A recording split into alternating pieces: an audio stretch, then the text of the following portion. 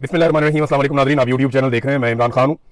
बड़ी खबर यह है और सबसे ज्यादा सवाल ये उठाया जा रहा है कि क्या पाकिस्तान ईरान के साथ किसी जंग में जाने वाला है। तो इस सवाल का जवाब इस वीलॉग में हम ढूंढते हैं। बहुत सारी आलमी खबरें हैं मशरिक़ वस्ता से खास तौर पर, और उस पर हमें इन चीज़ों का जवाब मिल जाएगा।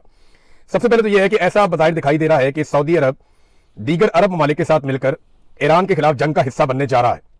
और इसका जो सबसे बड़ा सबूत है वो तो यह है कि अमेरिका ने अपने हमले को फौरी तौर पर खलीजी ममालिक से निकलने का हुक्म दे दिया है। खास तौर पर सऊदी अरब को खाली किया जा रहा है और ये हुक्म दिया गया है अमरीकी हुकूमत की जानिब से कि सफारती अमला, खासतौर पर जो सफारतकार भी हैं, वो फौरी तौर पर सऊदी अरब को छोड़ दें। दीगर ममालिक से भी अमरीकी बहुत बड़ी तादाद में निकल गए हैं। तो जहां पे भी अमेरिका ने जंग करनी होती है या उन्हें नजर आ रहा होता है कोई बड़ी जंग होने जा रही है, तो वहां वो फौरी तौर पर इनखला शुरू कर देते हैं। और अब वो दिखाई दे रहा है। एक और बड़ी खबर इसमें यह है कि ये मेरे सामने एक डॉक्यूमेंट है जो सऊदी वजारत खारजा का है। इसमें ईरान को वाज़ेह वार्निंग जारी की गई है और बैनुल अक़वामी अखबारात में यह खबर छप चुकी है। सऊदी अरब ने ईरानी मौक़िफ़ को गलत करार दिया कि हमारी सरजमीन ईरान के खिलाफ इस्तेमाल हो रही है। यानी सऊदी अरब का मौक़िफ़ यह है कि अरब ममालिक जहां अमरीकी अड्डों पर ईरान ने अटैक किया, उन ममालिक के अड्डों के ऊपर से ईरान के ऊपर कोई अटैक नहीं हुआ। तो फिर ईरान के ऊपर अटैक हुआ कहां से? ये सवाल अपनी जगह मौजूद रहेगा। लेकिन सऊदी अरब का मौक़िफ़ यह है कि ईरानी सदर का दावा भी गलत है कि हमारे मुल्क से या हमारी बेसिस से, जो यहाँ पे बेसिस है अमेरिकन की, वहां से इनका दावा है कि ईरान के ऊपर हमला नहीं हुआ। और ईरान ने जो हमले किए हैं, जिनको ईरान जवाबी हमले कहता है, वो बिला जवाब है। सऊदी अरब ने सख्त अल्फाज इस्तेमाल किए हैं और साफ ईरान को एक तरह से जंग का नोटिस या धमकी दी है। और पाकिस्तान ने जो है उसके बाद ये स्टेटमेंट दिया है कि हम सऊदी अरब के साथ या सऊदी हुकूमत के साथ एक दिफाई मुआहदे में है। ये पाकिस्तान ने कहा है इस सिचुएशन के बारे में। अब पाकिस्तान ने क्या किया और पाकिस्तान क्या जंग में उतर सकता है, यही है अब तक का सबसे बड़ा सवाल। तो सबसे पहले तो आप ये देख लें कि प्रोफेसर जियांग, जिनके बहुत सारे इंकशाफात या बहुत सारी उनकी पेशन गोइयां वो बिल्कुल दुरुस्त साबित हो रही हैं, ये चाइनीज प्रोफेसर हैं।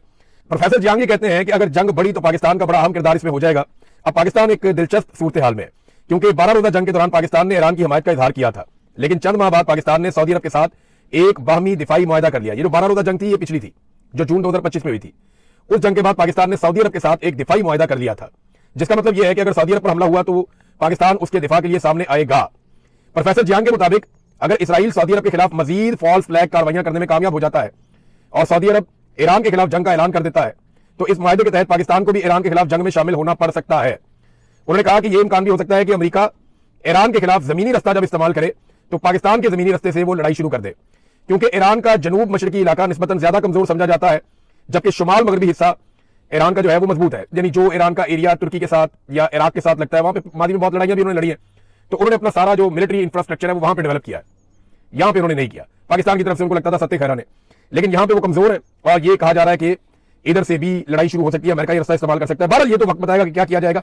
लेकिन इस वक्त इसराइल को बहुत मार पड़ रही है और इस लड़ाई का अगर कोई सबसे बड़ा बेनिफिशियरी बनने जा रहा है तो वो इसराइल ही होगा। इसराइल के अलावा कोई नहीं होगा, क्योंकि इसराइल में कभी भी इतने बम नहीं गिरे, इतने मिसाइल नहीं गिरे।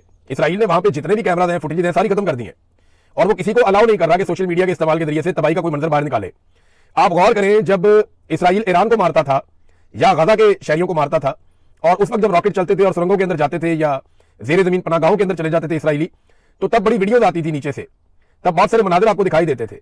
लेकिन अब बिल्कुल कोई किसी किस्म का मंजर दिखाई नहीं दे रहा, फुटेज नहीं आ रही, वीडियोज नहीं आ रही। इसराइली शहरी सारे के सारे कहां गए कुछ पता ही नहीं चल रहा। वो एक शदीद ज़हनी तनाव और दबाव का शिकार है और वो ज़हनी मरीज बनते चले जा रहे हैं जो इसराइल के शहरी हैं। और जेर जमीन बंकर भी अब उनके महफूज नहीं रहे। इंडियन मीडिया के कुछ लोग वापस गए और एक इंडियन सहाफी ने यहां तक दावा किया कि 100 फुट नीचे तक भी जो पनागाहें हैं वो भी महफूज नहीं है, उनमें भी नुकसान हुआ है। अभी ये खबर आई है और एक दावा है और मुख्तलिफ मीडिया चैनल में ये चल भी रहा है। दावा ये कहता है कि रूसी खुफिया एजेंसी ने इस बात की तस्दीक की है कि ईरान हाइपरसोनिक मिसाइलों के हमले में, यानी ईरान ने जो हाइपरसोनिक मिसाइलों का हमला किया है, उसमें इसराइली लीडरशिप के लिए बनाया गया जेर जमीन बंकर तबाह हो गया और इसमें अभी तक आग लगी हुई है। यानी अब बंकर भी उतने महफूज नहीं रहेंगे, मिसाइल बहुत बड़े और बहुत हैवी हथियार जो है वो इस्तेमाल हो रहे हैं। बंकर में इसराइली हुकूमत, ब्यूरोक्रेसी और फौज के आला हुकाम पनाह लेते थे।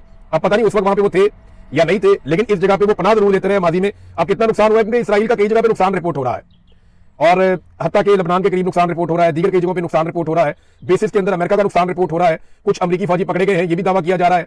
तो आप सारी चीजों को प्लस माइनस करें तो अमेरिका और इसराइल के लिए अकेले में हालात उतने अच्छे नहीं है। आप नाए हुर्मुज़ बंद होने की वजह से पूरी दुनिया के ऊपर एक दबाव भी है।